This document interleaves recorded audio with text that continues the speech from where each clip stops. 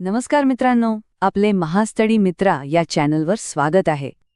आज आपण केंद्रीय अर्थसंकल्प 2026-27चं खास करून परीक्षेसाठी काय महत्वाचं आहे ते पाहणार आहोत.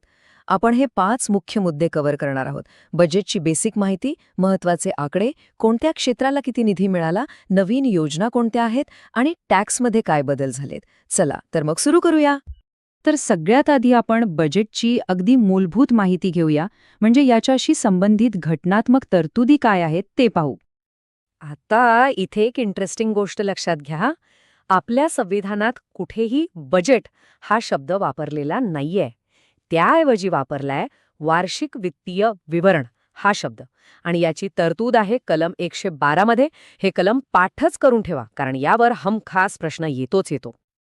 ठीक आहे, तर आता वळूया काही महत्वाच्या आकड्यांकडे. हे आकडे थेट परीक्षेत विचारले जाऊ शकतात, त्यामुळे नीट लक्ष द्या.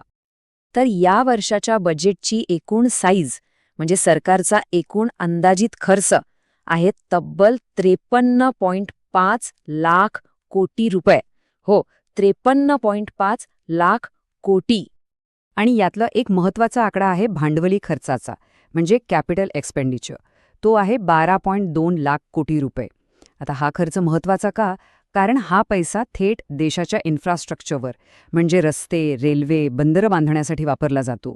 आणि यामुळे इकॉनॉमीला एक मोठा बूस्ट मिळतो. आणि हा आकडा इकॉनॉमिक्सच्या पेपरसाठी खूप खूप महत्वाचा आहे. वित्तीय तूट म्हणजेच फिस्कल डेफिसिट. सोप्या भाषेत सांगायचं तर सरकारची कमाई आणि खर्च यातला फरक. तो GDPच्या 4.3% राहील असा अंदाज आहे. या आकड्यावरून देशाची आर्थिक तब्येत कशी आहे याचा अंदाज येतो. बरं, तर एवढा सगळा पैसा कुठल्या क्षेत्राला किती मिळालाय ते आता बघूया. इथे बघा, सगळ्यात जास्त वाटा मिळालाय संरक्षण मंत्रालयाला, तब्बल 7.85 लाख कोटी रुपये.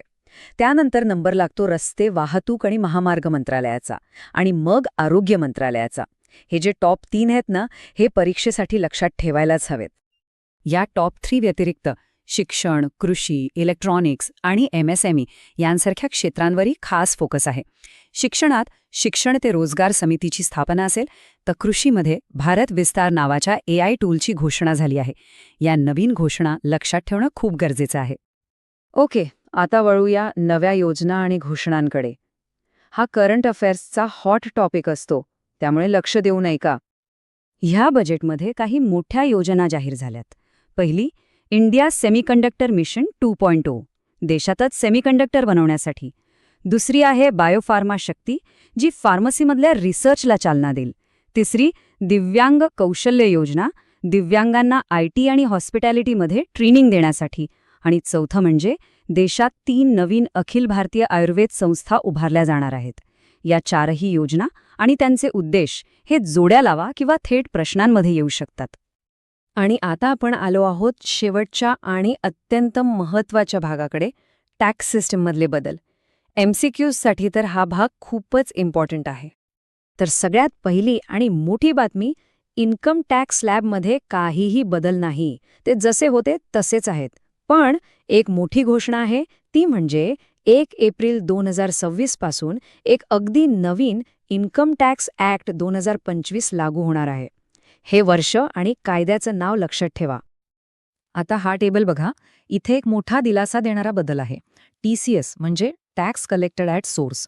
जर परदेशात फिरायला जायचं असेल किंवा शिक्षणासाठी किंवा मेडिकल ट्रीटमेंटसाठी पैसे पाठवायचे असतील, तर आधी जो 5 किंवा 20% TCS लागायचा, तो आता फक्त आणि फक्त 2% लागणार आहे. हा बदल खूप महत्त्वाचा आहे, लक्षात असू द्या. तर मग या सगळ्या माहितीचा परीक्षेच्या तयारीसाठी उपयोग कसा करायचा? सोप्पा आहे. आज आपण जे काही आकडे पाहिले, ज्या नवीन योजनांबद्दल बोललो आणि टॅक्समधले जे बदल समजून घेतले, ते सगळेच्या सगळे आपल्या नोट्समध्ये व्यवस्थित लिहून काढा. कारण इकॉनॉमिक्स आणि करंट अफेअर्समध्ये प्रश्न इथूनच येणार आहेत. UPSC, MPSC, SSC, banking, railway व इतर सर्व राज्यस्तरीय परीक्षांच्या तयारीसाठी महास्टडी मित्र या चॅनलला नक्की सबस्क्राईब करा.